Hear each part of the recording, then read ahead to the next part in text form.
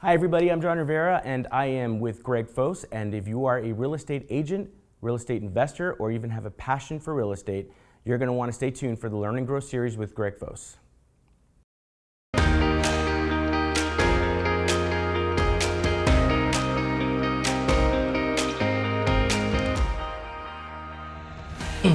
Greg, I've known you now for about 15 years, and I know you don't like to talk about yourself, but I'm going to put you on the spot. You probably get this question asked more than what kind of market is this? And you're probably tired of it, but I want to ask it in a different way. The housing market crisis that occurred in 2005, a lot of your colleagues that were in real estate prior to that, I know dropped off because I was in business at the time. I was actually one of them, and we're no longer in the business at the end of that. How is it that Greg Fose not only managed to come out on the other end, but you came out of the other end better than you were before you entered the crisis? Persistence. A good friend of mine just gave me a book about Thomas Edison. And, Edison was the epitome of persistence. He just kept on going after it. But let's talk, failure and success are self-defined. Did I lose a lot of money? Yes. Did I fail? No. I learned some really expensive lessons, but I refuse to admit that I failed.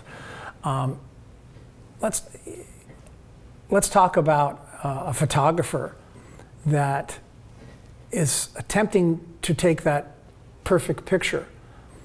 And a good friend of mine, Dennis Church, taught me this expression: by courting chance. Now, how did you get that shot? Man, you were lucky. No, he spent years trying to figure out how to get that one shot. And it's hanging in his office. It's not in a gallery that he sold. Was he a success? In Dennis's mind, absolutely. In my mind, absolutely. I have people that are good friends of mine that are self-actualized, meaning they're comfortable in their skin, well-balanced lives. They don't live in a mansion. They cut it close with the amount of months left at the end of their money, but they're a success. So how did I persevere? Number one, I didn't want to admit that. First of all, I was like a lot of guys back then. I thought I was Superman and I can always make this money up. It's now 2019. This was 2005 when I sold my business for a very adult number, August 15, 2005.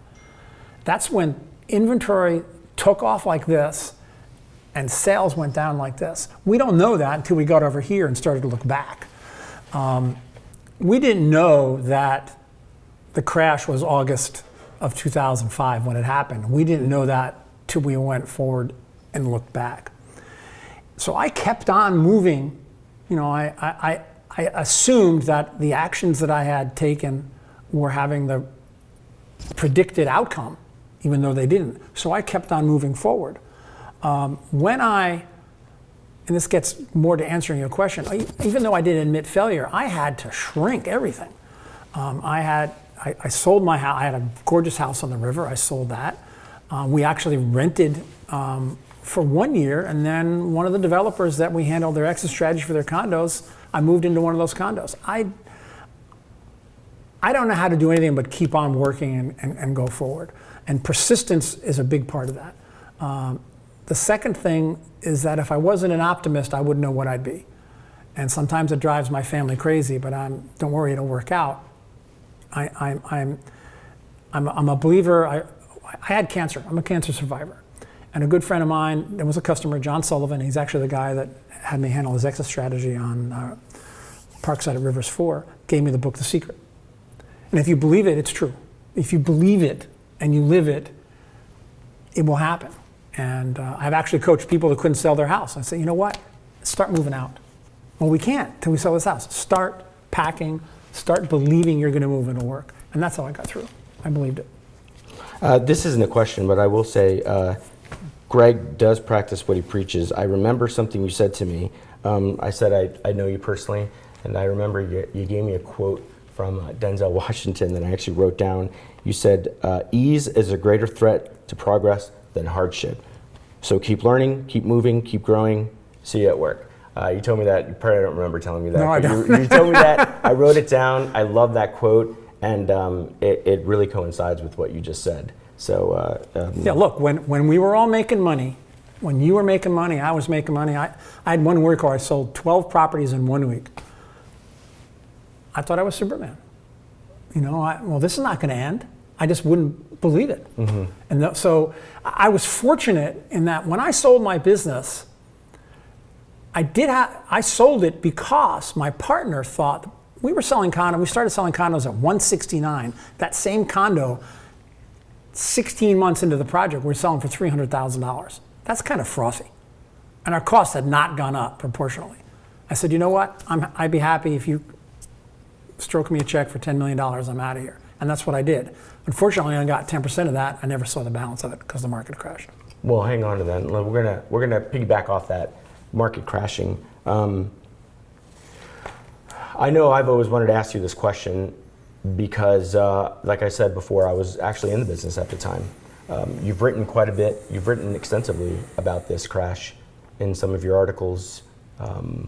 My question is, looking back on 2005, if you take me back to 2005, what is it that Greg Fost knew in 2005? Or did this take you by surprise? Did you see the handwriting on the wall? Because a lot of people now are Monday morning quarterback. If you talk to every agent, they say, yeah, I knew the crash was coming. But I was there, Greg. Nobody was talking about this in 2004 and early 2005. Yeah, I didn't know. You know, I have a friend, Steve Luda. I used to go to a weekly commercial, or I think it's every other week, commercial meeting, and Steve said, Greg, I always admire you. You got out of the business August 2005. You were brilliant. I said, Steve, I did not know. I knew the business was frothy. I knew that we couldn't sustain that kind of margins. I also knew this, and those of you that lived through those times in new home sales will be familiar with the expression. Is he a real customer? We need real customers for this product. What were they talking about? Not an investor, not someone that says, I gotta buy this because it's gonna be another 20% more expensive next month. These were customers that were gonna move into that condo, move into that house, and they were real customers. Back in August 2005, real customers disappeared.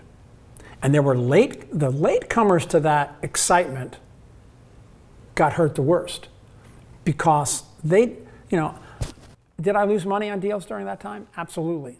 But I made a lot of money on deals, you know, prior to that.